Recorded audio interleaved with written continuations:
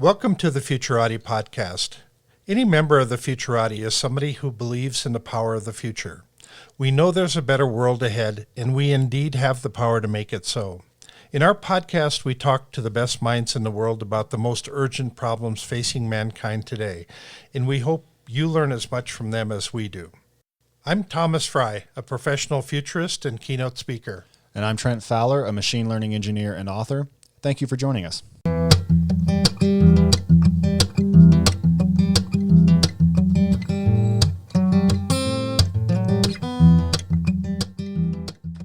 Good evening, everyone, and thank you for listening to the Futurati podcast. Tonight, we're joined by Marshall Brain, who is the founder of HowStuffWorks.com and was the host of the National Geographic Channel's Factory Floor with Marshall Brain, a series of one-hour factory tours taking the viewer on a journey into the world of product design, engineering, and manufacturing.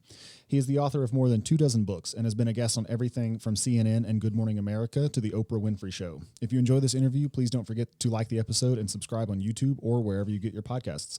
Marshall, thanks so much for joining us tonight. I'm honored to be here. This is going to be a fun night. Thanks for having me. Absolutely. Why don't you tell us a little bit about your storied background? It sounds like you've got an interesting past. Well, we could say it all started with a sperm, right? If we go all the way back. Well, the Big Bang as well, perhaps truncated a bit. Like, let's start with 20 or so and then move forward from there. I would be what's described as a serial entrepreneur, which means I've started multiple companies, not at the level of Elon Musk. Right. So there are multiple levels of seriality. He sets the standard, the Elon standard. Yeah.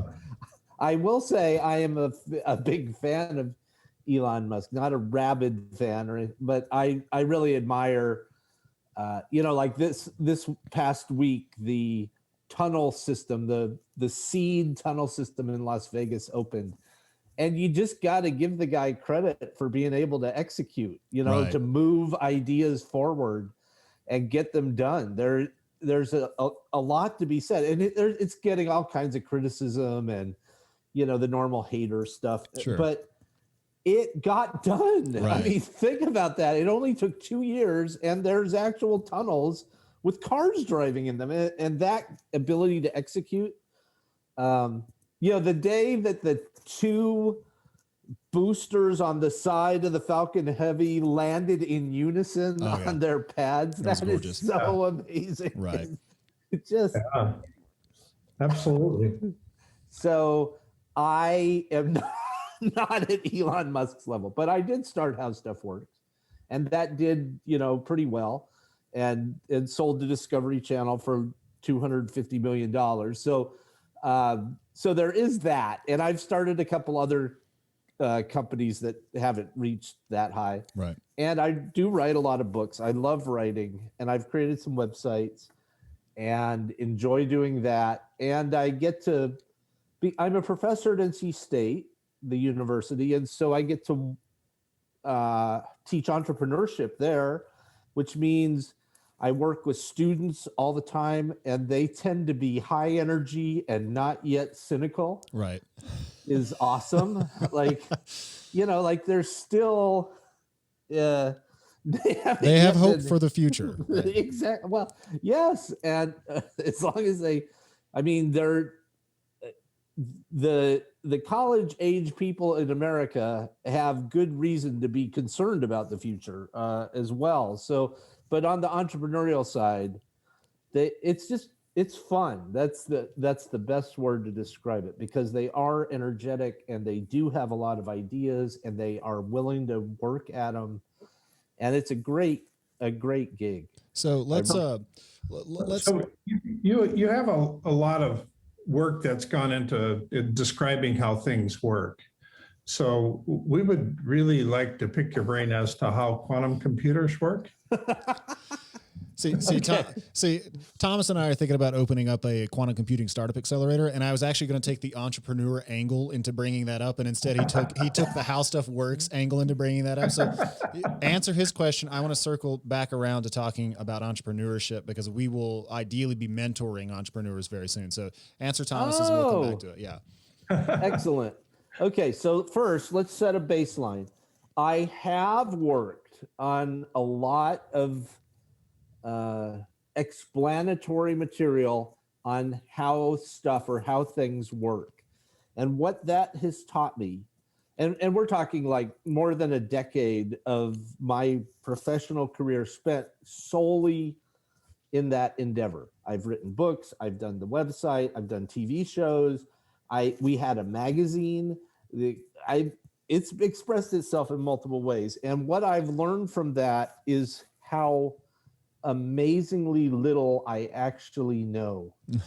Like, because you pick anything, you pick any topic, and there are people who've devoted their whole lives to this little tiny slice of our world. Right. Like the people who made those boosters land simultaneously. Right. Yeah. Oh my God. And it wasn't just one person, right? It's a team of people who came together and made the hardware and the software and the physics and all of that work. And, you know, I can describe it, but I don't know a millionth of what they together all know. And they brought it to reality. So I'm the world's leading expert in how, you know, and knowing how little I know.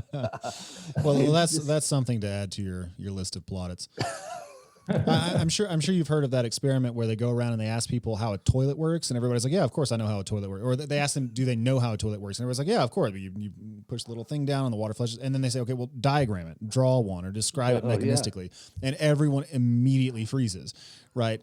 There's so much of the built world that we take for granted. And in 2016, I did what I call the STEM Punk project, which was this like year-long endeavor to learn about computing, mechanics, electronics, and artificial intelligence. And I designed my own curriculum, and then I executed it and wrote a book about it. And the final chapter is just about how it's taught me to see the grandeur and the intricacy of everything that's around us. Like every sign you see, every fence you see, everything everywhere had to be built by somebody. Somebody had to build the machine. Somebody had to troubleshoot it. And somebody, you know, some brilliant chemist is out there thinking about how to design a new waterproof paint to paint those giant letters on the sides of shipping containers, right? Somebody who's probably smarter than any of us that's their whole life. And it's just amazing how much goes into keeping the world running. Oh yeah. There's a famous expose, or I don't know what, essay on how hard or how amazing, depending on how you want to look at it, is to make a pencil. Right, iPencil by Leonard Reed. Yep. Yeah. And you know, there is the technologies and stuff, but there's also just the cooperative nature of the economy. Right. That like humans across the whole globe are cooperating. Right. Amazingly, to make it possible for a pencil to be manufactured and then shipped and then sold. And then the Suez Canal comes along and shows us that it doesn't always work. You know what messes it all up, though? Parking a giant boat in the middle of it. That's the economy's one weakness. It is. That and tyrannical states. Yeah, it's amazing because because you know the lumberjacks or the miners or the people who the rubber whatever extractors, like they don't know anything about where the end products are going, and they don't particularly care. They produce it. There's a price that comes out of the aggregate preferences of all the people in the economy and their time preferences, and then that price is able to coordinate all the different interlocking mechanisms of the economy. It's truly remarkable. It is. The fact that capitalism works is amazing. It is, and it. You know, you can be as down as you want on humanity, but there's a huge amount of cooperation that we don't really give credit to, right, that makes all of that happen. You know, everybody's willingly participating at some point in that, you know, that mechanism, or I don't even know what to call it, but this system. Right. And it's not always perfect, and it's not always fair, and it, you know, it can be improved if we would give it, you know, some thought, but it at some level works. And here we are talking. I just can't even believe this. Right. The three of us are having a free video call together. How is that possible? And yet we take it all for granted. Technology, Marshall. That's how technology.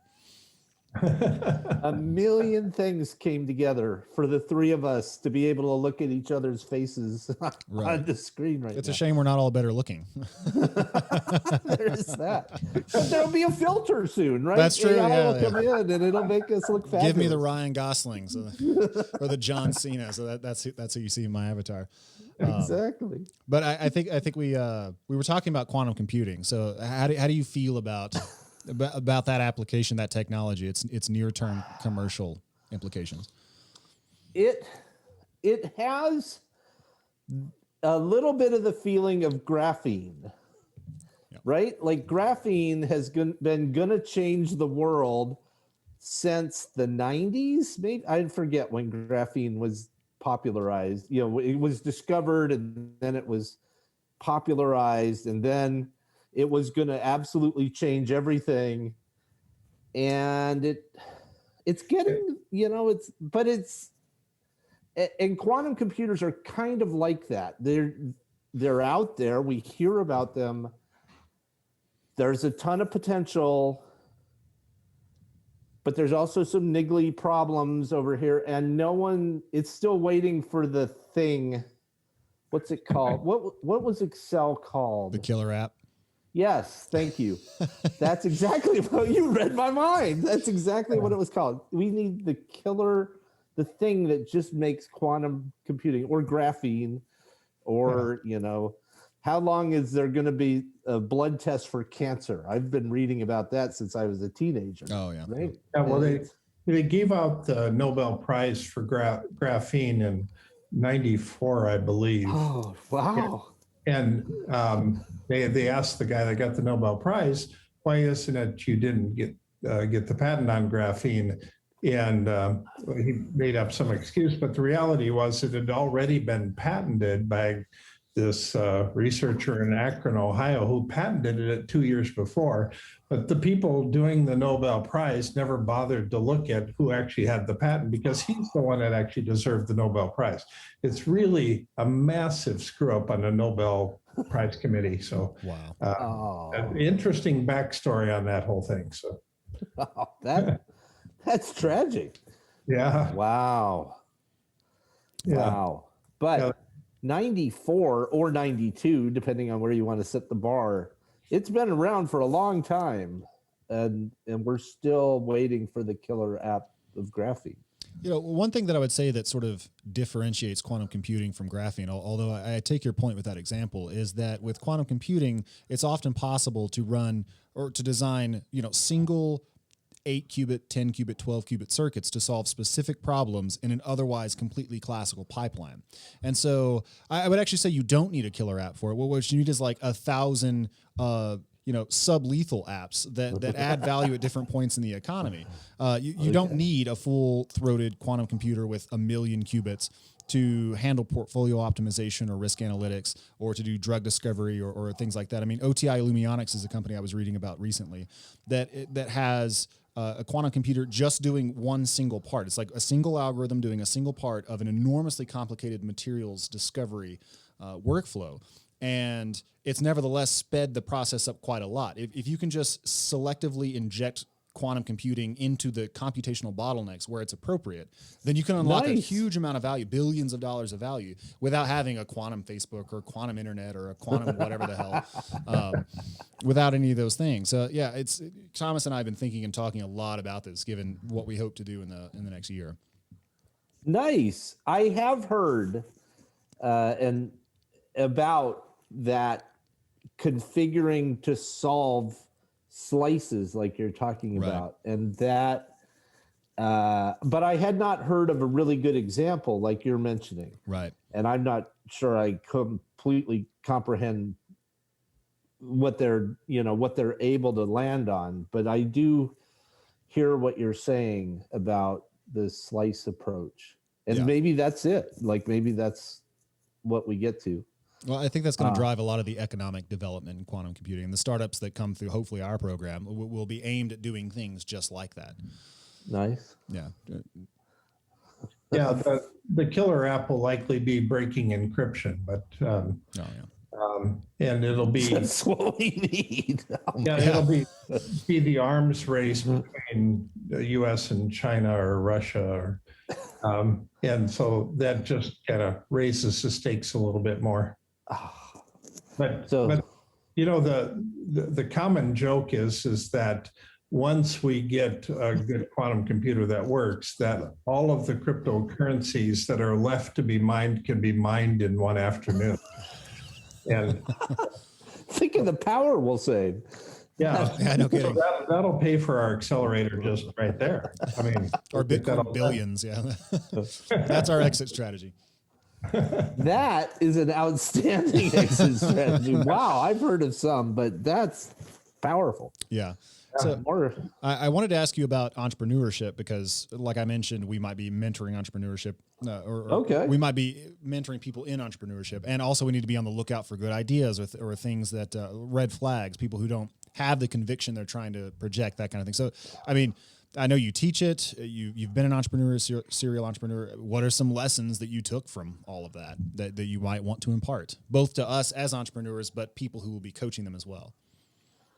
Okay, I would say the first thing is to understand that at the bottom, entrepreneurship can be quite complicated and onerous because there's so many hats you have to be wearing, especially at the beginning when you're small. But if you can remember this one thing, in my opinion, it's the most important thing, and that is you are seeking resonance in an idea. So in our economy, like the United States has a roughly $20 trillion economy right now, right? And maybe COVID knocked it down a little bit, but it's in round number, $20 trillion enormous economy, money flowing in massive volumes all the time. So into that economy, you can inject any idea for any product or any service, as long as it's legal. And the economy, meaning the people with dollars, are going to react to your idea. And if they like it, then money flows your way. Almost impossible to stop kind of money flows your way. And the thing that gates how much success you're going to have is how much that idea resonates with people. And it could be like word of mouth resonance is the purest form. And if you look at the biggest companies today, like Facebook and Amazon and eBay and, these big Instagram, same with like these huge companies, they all started tiny, just a couple people, and they resonated for whatever reason. So you go look up the history of Facebook or Amazon or YouTube or Google or any of them on Wikipedia. There's always a history section. Right. And they all, wow, we put it up and in the first month we had 80,000 visitors, or, it's always something like that. There's something about it that resonates with people. So is that what you teach then, is how to create this reality distortion field? That is a valid thing, but that works with investors. Okay. Like the reality distortion field, which I think Steve Jobs is the king. Like if you were to rank people, he was the greatest distortion field generator of them all. That you need with investors, but there's almost no way to predict what will resonate with the public necessarily. Okay. The thing that lets you know is to put it in the marketplace and see how the public reacts. Because sometimes even something that seems obvious doesn't resonate. And we see that happen periodically with a film where $100 million has been poured into this film, presumably by experts, right? Not by people who've never done it. I mean, by a lot of people, hundreds of people, and $100 million or $200 million goes into a movie and then it bombs, because it doesn't resonate. Right. People don't like it. They don't tell their friends about it, and it just doesn't go anywhere. And that Well, and the opposite, I don't know if I had kids when silly bands were popular. I don't know if you remember silly bands, but they were rubber bands in the shape of an animal or a guitar or, whatever. And you wore them on your wrist. And it just so happened that my kids were in middle school when silly bands exploded. They were so resonant to the point where schools had to ban them because kids were fighting over them. And it was insanity. The parents didn't like them. The kids liked them. And they were selling 5 silly bands, which cost like a penny each to make, for $3. And if you look at the history of that, the guy is like, he's putting ads in the paper that say, I don't care who you are, what your prison record is. I don't care. I just need your warm body to show up at this location now to put silly bands in boxes and tape them shut and put mailing labels on them because we can't ship them fast enough. And so why did that resonate? Who would have predicted that would resonate? And yet it resonated like crazy for about a year. And then it died. Do you have any thoughts on the storytelling aspect of that? So I buy that it's very difficult to predict what the public will be interested in, of course, but surely some thought has gone into how to engineer that resonance. Well,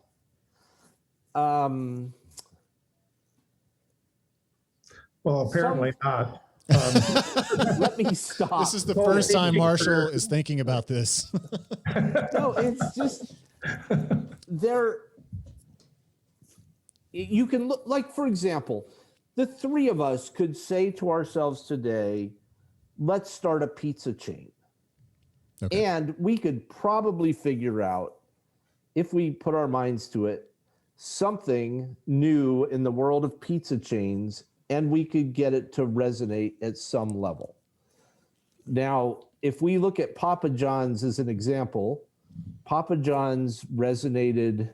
I mean, did it have to do with the banana pepper that they included with every pizza? Is that what made it resonate? Yeah. Is it because they ran massive ad campaigns that happened to, hook people and get them but the 3 of us could come up with a new concept around pizza and we could probably get some level of resonance to it. But the thing that we don't know is, would it resonate like Papa John's clearly resonated? Right. And there's 100 examples of pizza companies that didn't make it. So there is a little bit of nuance or luck or iteration, just trying different things. Yes, something exactly going into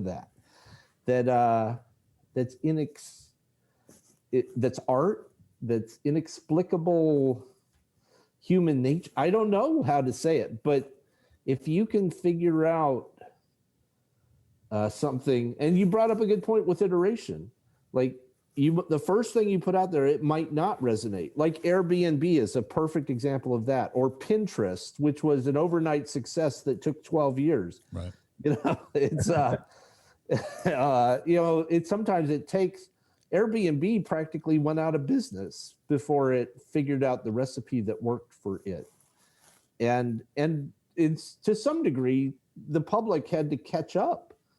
I don't know if you remember back in 2001-ish, there was a company called Webvan that took in like $1 billion of venture an enormous amount. And they were going to build out all these warehouses and vans, obviously, and they were going to deliver stuff to people's homes, which is exactly what Amazon does today. But in 2001, we weren't ready for it. Like, there just was no precedent. There was no, pathway toward it. They just wanted us to go from, we've always been buying stuff in stores for 1,000 years, and boom, we're going to buy everything off the internet. And humanity couldn't make that jump. So quantum leap, if you will, yeah. Yeah. Whereas Amazon took it as a ramp. They said, okay, we're going to start with books. Let's get that to work. Okay, now books are working. Now let's add another thing. And then, they incrementally grew into, they are Webvan. Yeah. if we looked at the PowerPoint presentation that raised Webvan $1 billion, it is Amazon Prime. But they were 20 years too early. Okay.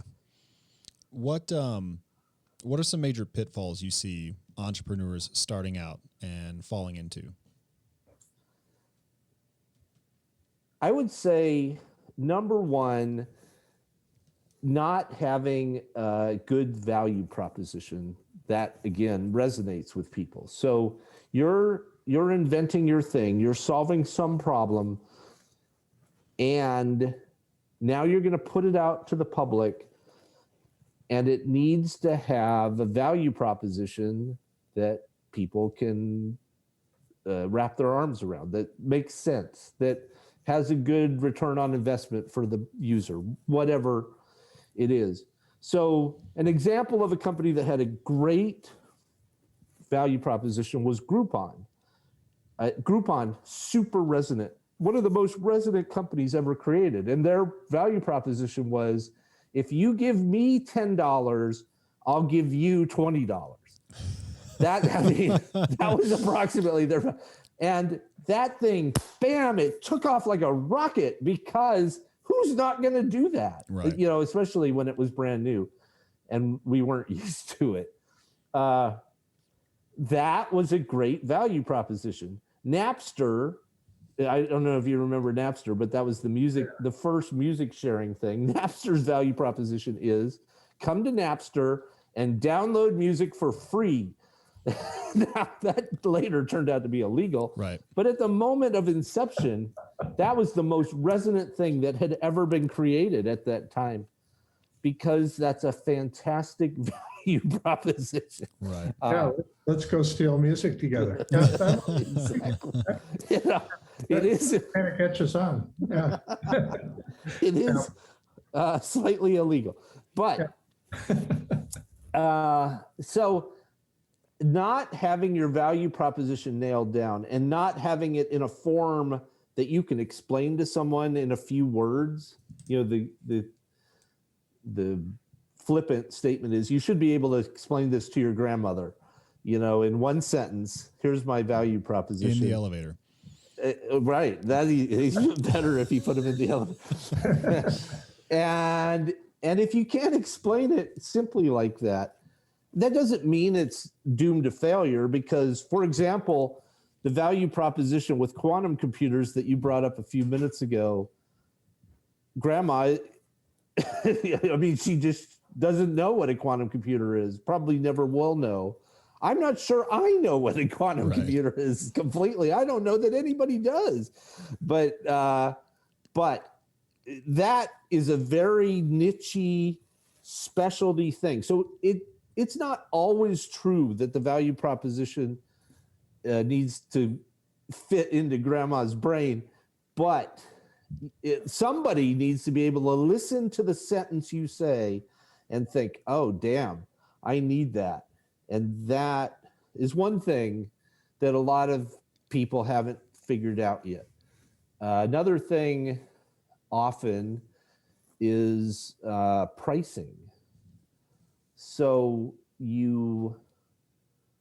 I just watched a thing yesterday where the company is making a jacket in round numbers. They're making a jacket, and it costs them, I'm just going to use random numbers. It costs them $100 to make it, and they're selling it for $150. And they present this to investors, it's sort of like a Shark Tank kind of environment. And the investors are like, well, if you're making it for $100, you can't sell it for $150, because the math, the economics of that just don't work. You have to sell $100 thing for $400, not not $100 or $150, because you have to go through retailers and you have to warehouse it and you have to, handle returns. And there's all this other stuff that you haven't baked into your price.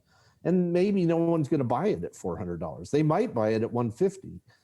But when you actually bake everything in that they hadn't thought about. So that's a level of inexperience that an entrepreneur may not understand.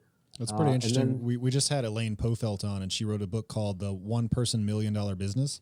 And she discusses how people are able to overcome some of that overhead that you're describing, the warehousing and the retailers and stuff, by using, just technology, Instagram or Facebook or whatever, to sell directly. So, I mean, you could theoretically make a $100 jacket, sell it for $150. And if you've removed all of that friction in the process, it suddenly becomes economical. Probably not a physical product. I mean, if you're doing it with a digital one, it's much easier. Well, it is certainly much easier. Yeah, physical products have lots of decay, and they wear out. Those and pesky atoms, yeah. Stupid atoms. Yes, you have to move them and store them. That's why we use qubits. We just chill everything. It's real cold, stays right where it's supposed to be. Yeah. Well, and then, do you need investors or not?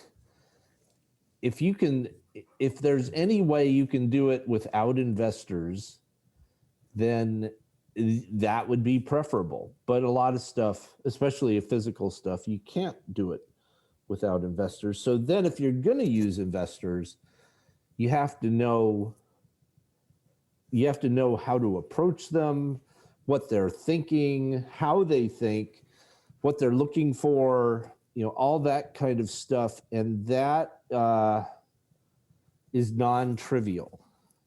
Let's just say you do not want to learn that by the run into the brick wall method. You want to actually have someone who knows how to talk to investors in your team who can streamline that whole process. If you need to work with investors, you can't, I shouldn't say can't, but it is rare for a normal, inexperienced person to walk into a venture capital firm and get someone to invest in them, because you have to know what's happening. You can't use the wimpy method of I'll gladly pay you Tuesday for a hamburger today. There are rare people who walk in and very charismatic people. Right.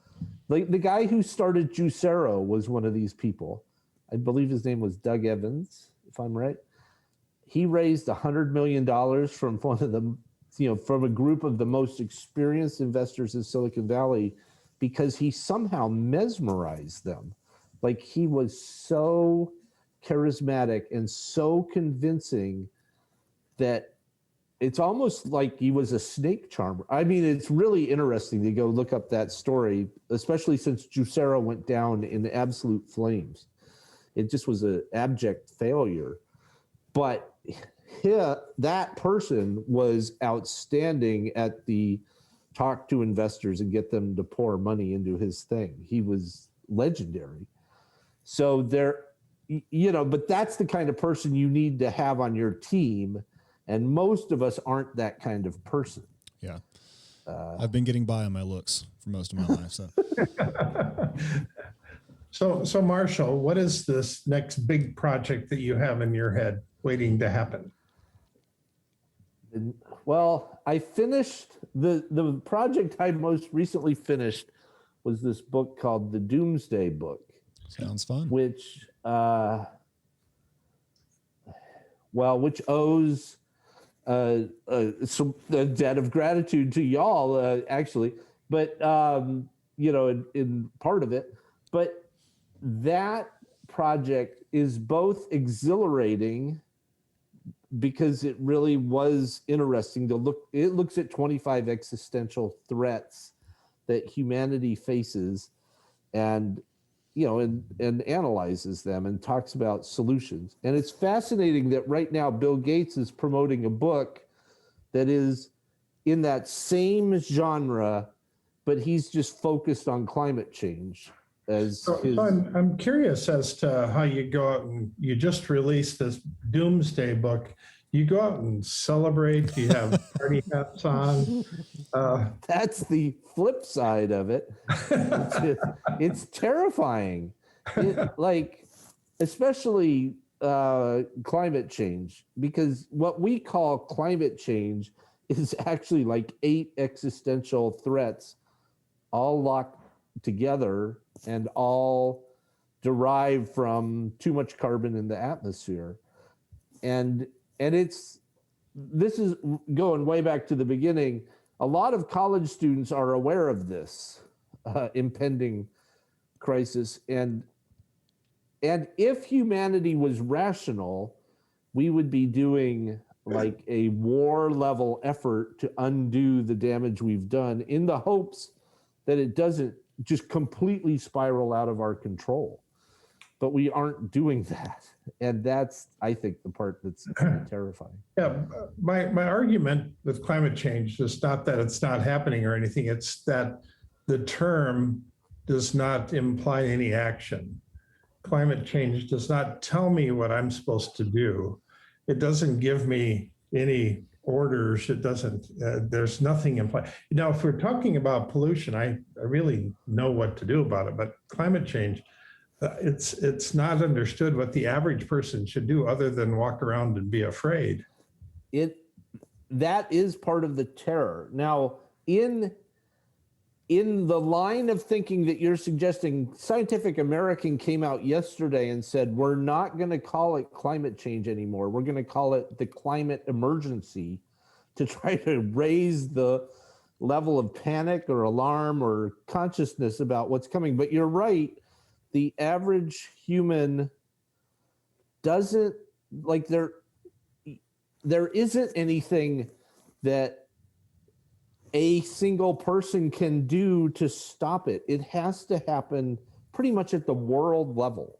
Humanity, and specifically humanity's leaders, would need to come together and say, okay, this is an emergency, and we are going to now invest the kind of money we invested into World War II or into the Apollo missions, or, you know, some massive amount of effort. And we're going to do these 100 things together, like in unison, and we're going to turn back the threat. And that is almost impossible to imagine. I wish you the best happening. of luck with that. Yeah. Exactly.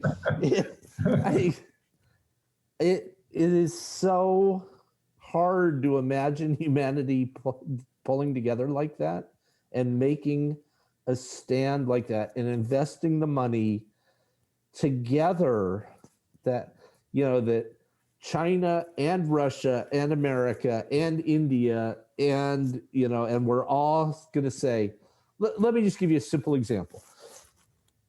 If we all got together today and we all said, we aren't going to burn fossil fuel gasoline anymore. We're going to invent a synthetic gasoline that's carbon neutral, that we manufacture with solar power out of the carbon dioxide in the atmosphere and water. Let's say we said that. And we aren't going to burn fossil fuel gasoline anywhere on the planet ever again after we invent this magic synthetic gasoline.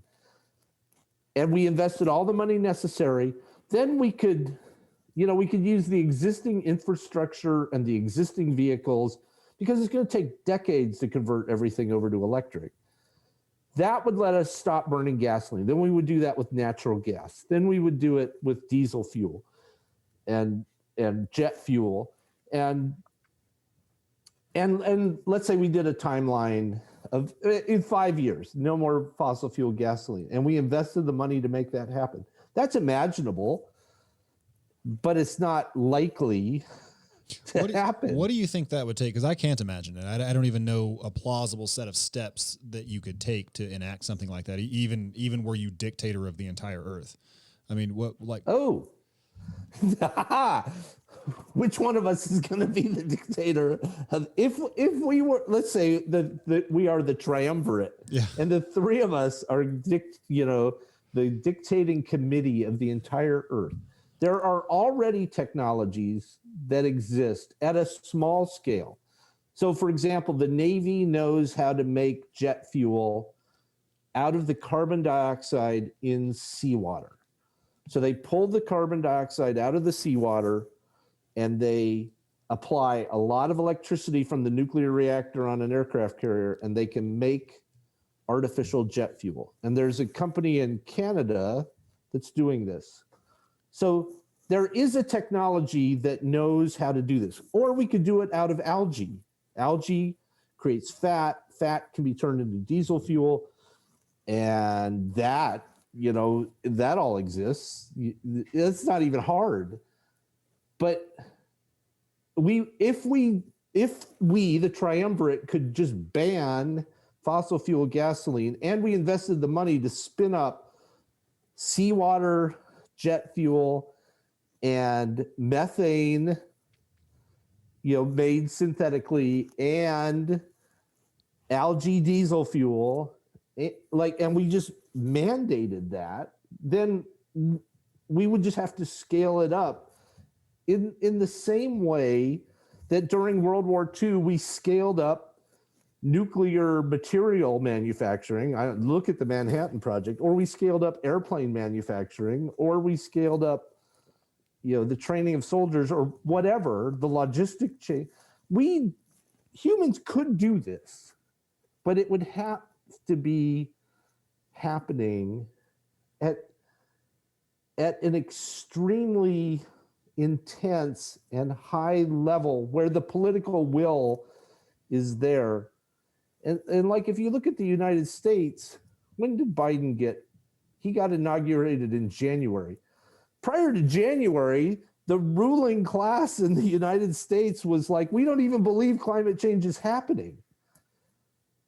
How do you, how are you going to change things when that was the mentality? And he nearly got reelected. I like, that's the part that's hard, is that there's tens of millions of people just in this country who don't even believe that climate change is real. And so do you think that space-based power stations have a good opportunity for working? I think that in the situation we're in, almost anything that could help should be explored.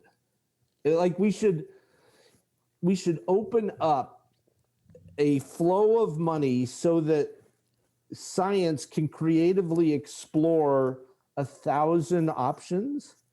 So like right now, Singapore is deploying gigantic floating solar arrays.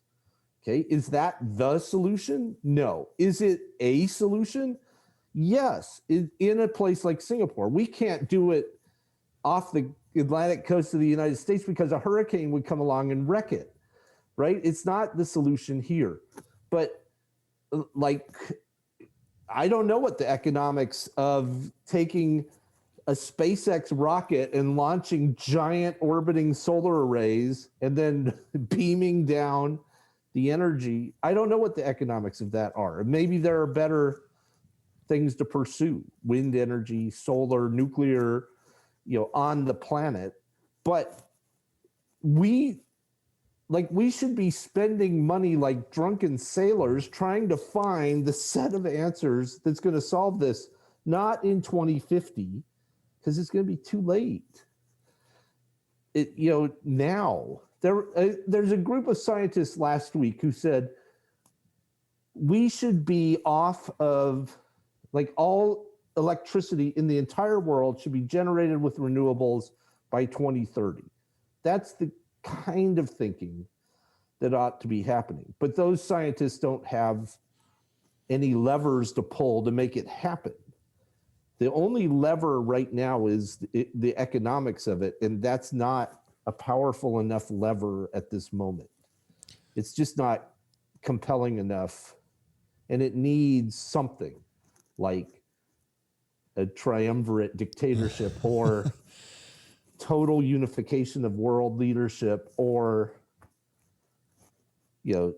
somebody to invent something that produces electricity essentially for free, so we all convert over to that instantly, or something has to happen, or we're just going to go down the path we're on right now, where more and more carbon is in the atmosphere.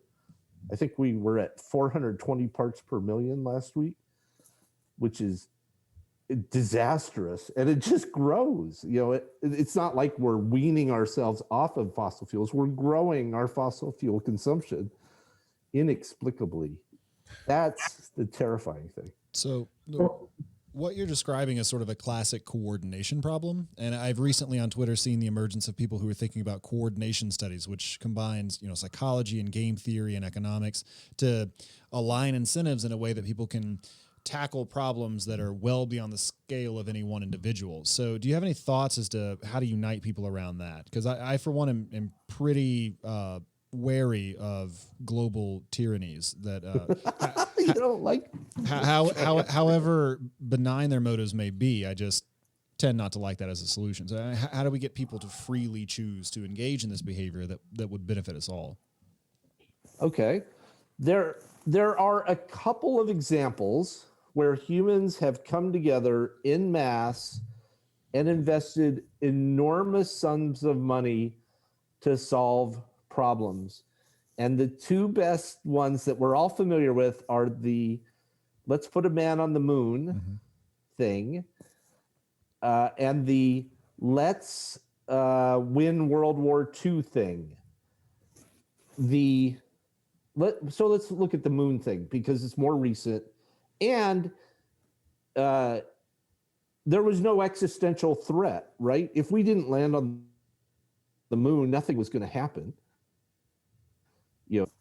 There was going to be mass destruction or like. So why did Americans come together around that idea and invest an amount of money that would be unimaginable today? Like, I don't know what they invested in 1965 dollars, but my father worked on the Apollo mission. He worked on the lunar lander at McDonnell Douglas in Huntington Beach, California, when I was a kid, along with all of the people in our neighborhood. There were 400,000 engineers to get three guys to walk on the moon. And they invented all of it. None of that technology existed in 1960, and we were walking on the moon in 1969. How did we get somehow Americans aligned themselves and got excited about the idea of this, and Congress invested in basically a free-flowing river of money. And we hired this enormous group of engineers and scientists, and we invented all of the technology in 9 years, and we did it. So now go back to your sentence at the beginning of this little piece. How did we get the politicians and the financiers and the population and the media of America to all align on that rather peculiar goal? We had a common enemy in both cases. Yeah. Nice. Russia and the Nazis. Okay. And Sputnik. Right. So we knew that a Russian satellite was flying over the United States, and I suspect in 1960 that didn't make people in America feel too good. Right. It was terrifying. Right. You're correct. So how then, if we're going to apply that to climate change, we would somehow have to make the reality of climate change so terrifying. If that theory is correct, we would have to make it so terrifying that everybody agrees that we have to eliminate this terrifying thing. Yeah, And- I worry that climate change it's so diffuse, and you just don't feel the gradual warming in a way that impacts you as forcefully as does propaganda coming out during wartime about the Huns and all the terrible things they're going to do if they win the war. Nice. That's a good point. You're right. It's the boil the frog problem. Right. And we're literally going to boil the frog. But we would have to figure out, like we occasionally see incidents that do terrify us. Mhm. Like in 2019, it was all of the rainforest was on fire for, and it made for really graphic images, and everybody could understand that we don't want to light the rainforest on fire. And then there were the wildfires in California, which were pretty photogenic. And then there was the whole thing in Australia with their wildfires. So there are moments, but you're right that, there's a bunch of people in America who would say, well, that's not climate change. That's just normal wildfires. But somehow, I mean, if we're sitting here thinking about the problem, we somehow have to make the melting of the West Antarctica ice sheets terrifying to people, because those are a near-term catastrophe waiting to happen. There's a whole chapter in the book about that one scenario. The west ice sheets of Antarctica are already starting to move more quickly, and we know they're going to collapse if we don't do something. And then the sea level is going to rise 10 meters. But isn't it true that every time we've had a crisis, there's always detractors. There's always people that don't believe it, or they're the show me people. And so is this really any different? And it doesn't really help to blame the people that don't buy into it. It's more a matter of solving the problem than casting blame on those that don't go along with the thinking. So with all of the existential threats that you've looked at in your doomsday book, what is the most critical one right now, and what's the one that we relate to the best? If you look across the 25 chapters, about a quarter of them have to do with climate change. Okay. And that's super, like on one level, super simple. We're pouring gigatons of carbon dioxide into the atmosphere by burning fossil fuels.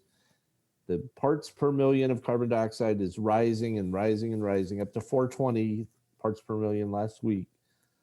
And we could solve that.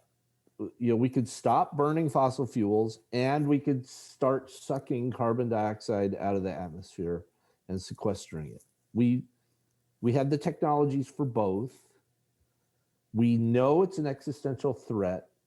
We know that it's going to cost us trillions of dollars, like unimaginable amounts of money, if we don't get this problem under control and start reversing it to get, ideally we'd get parts per million down to 300 in our dream world. And hopefully that would let us put the genie back in the bottle, but we don't know that that's necessarily true. We don't know if we haven't started a set of positive feedback loops that we can't imagine undoing. Probably we can undo them, but we don't really know what we don't know yet. Right. So we know what the problem is. We have a simple solution, but we can't get all of us to align. And I hear what you're saying about naysayers, and there were naysayers about the moon stuff. Like, why are we spending money, an enormous amount of money and brain power and capital to go to the moon when we have all these problems on Earth?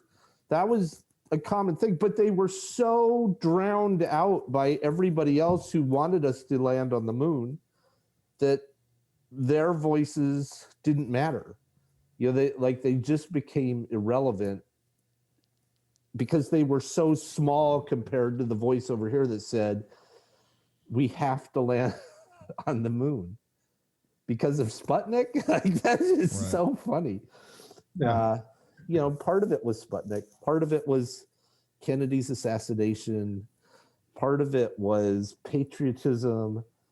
part of it was just we want our team to win. Right. There were a number of things going on there psychologically. Yeah, but there's also lots of existential threats from the unknown. I mean, having a solar flare that flames up Right. and gives us another Carrington effect. The idea of getting hit by an asteroid, or the pandemic pretty much caught everybody off guard. I mean, even though every futurist out there has wild card scenarios about pandemics, nobody could have predicted the timing and the set of circumstances that went along with it. All of these things are a lot of variables, and then just the economic collapse of stuff that when the next downturn is going to hit, and how hard, and what's going to trigger that. We've always got fun times ahead, and so Many of them unpredictable, like you're mentioning. yeah. And this is where we get to some of the questions I would like to ask, which is, if we go and look at the Da Vinci Institute, part of your mission is to help people understand the future and how it's unfolding. And, from a corporate level, how do you plan against some of this stuff?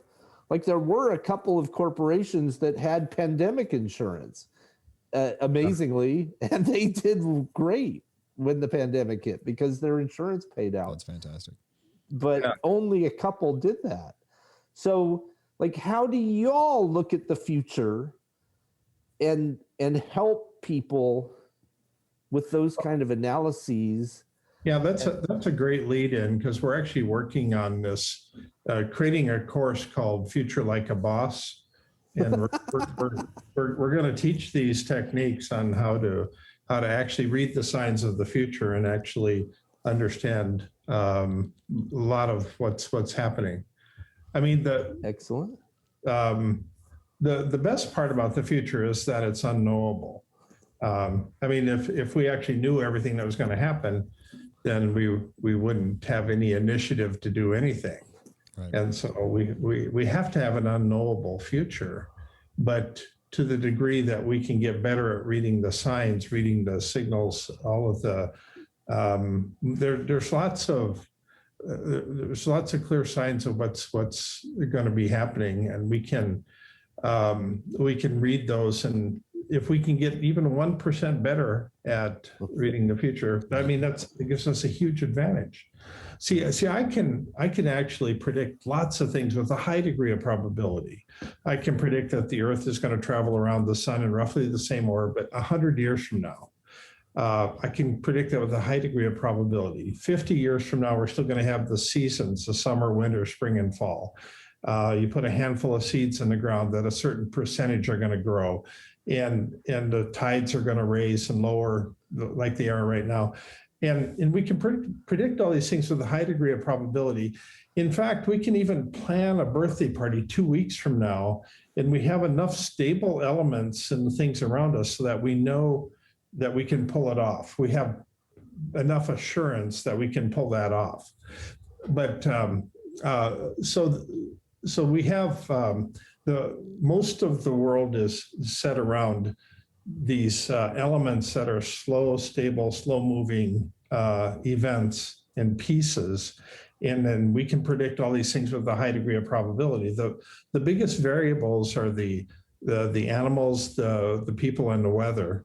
And to the degree that we can get better at predicting them, then that gives us the advantage. Right. Well, you mentioned the Carrington style event, which is just hanging out there. It's nearly certain to happen. Yeah. Right. Like, I mean, there's solar flares and sunspots and all that all the time.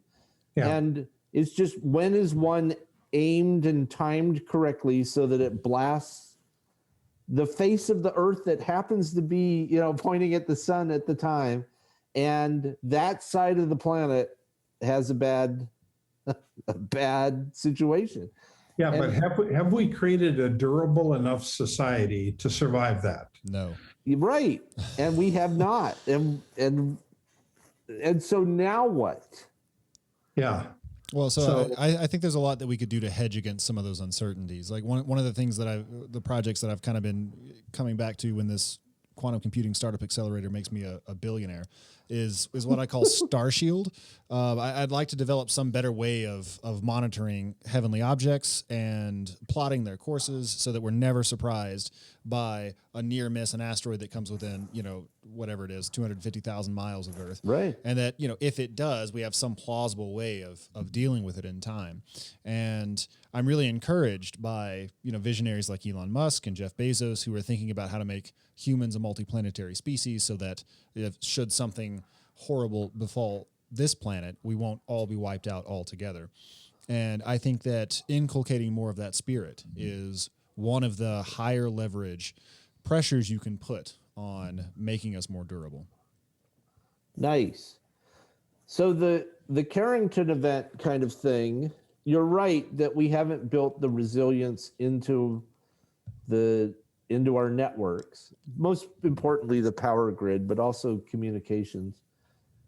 But we know how to do it. Yeah. And Texas is kind of the glowing example of this, where they could have built a system that didn't collapse like it did.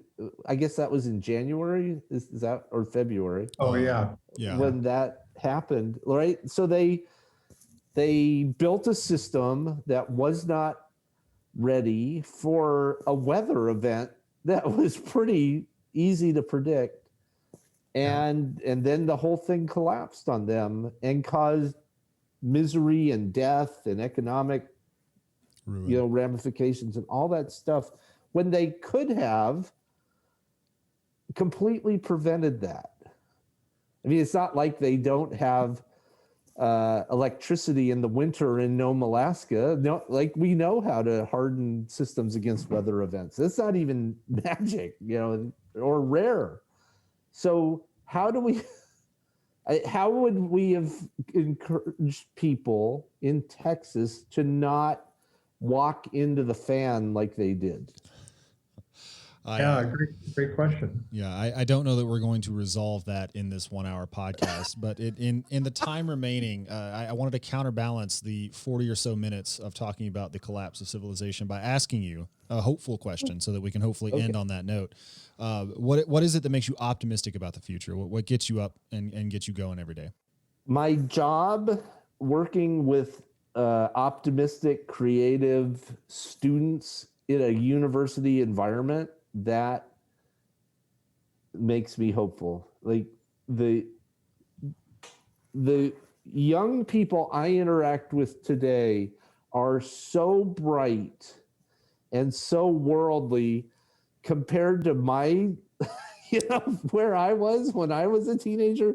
It's enormously exciting to see how advanced they are, because they've got access to all the world's knowledge, right? And in the ideal case, they're accessing it and making good use of it in a lot of cases. Not, obviously not everyone is doing that, but at the university level, there is a remarkable amount of hope generated by the young people that I'm working with on a daily basis. So there's that. And then there are these occasional moments where you see humans coming together and actually making worthwhile things happen, or where political will comes together, and there are enough examples of things going in the right direction that we have some reason to hope that that we can get enough mass going, for example, to start to address climate change at a global level. So one thing I've been speculating on is the the idea that because of COVID, a lot of countries are going to spend heavily on mega projects to get people reemployed. Large overarching projects, and whether they're infrastructure projects or whether they're space hotels or space tourism, or whether it's sending a probe to the center of the Earth, or looking at some other major big projects, just building a bridge across the Bering Strait. These are things that would employ tons and tons of people for a long period of time. And it'd also be symbolic of taking on something that's bigger than yourself, something that's a cause that's bigger and more important than anything in the past. That it seems like this is the right time to launch a project like that, because we're looking for ways to get people re-engaged in the world. And as we've gone through COVID, we've all sat around thinking, is this really where I wanted to be in life? Is this do I have enough motivation, enough purpose in my life? And we're looking for a lot of other things. So I think this is a good time. That is a great point, because it does seem like in the past there was a lot more hope going on than despair. And like if you go back to when, say, the Hoover Dam was built, it was amazing and it was gigantic and it had all this technology that made it possible, and it was done by real people working in a big project that still stands today. And then that was one out of 1,000 projects that were happening, and they all together created this kind of hope idea. The moon stuff was all mixed in with that, because every day something new and cool was happening that the nation could celebrate in some way. So you're right. If you could get that kind of positive momentum going to counteract the depressing parts of the pandemic and climate change, and start to move the needle on the positive side, that's an excellent suggestion. Yeah. I too welcome the rebirth of that majestic sense of spirit. Yeah. All right. Well, there you have it, everybody. Some reasons for optimism and hope. And Marshall, thanks so much for joining us.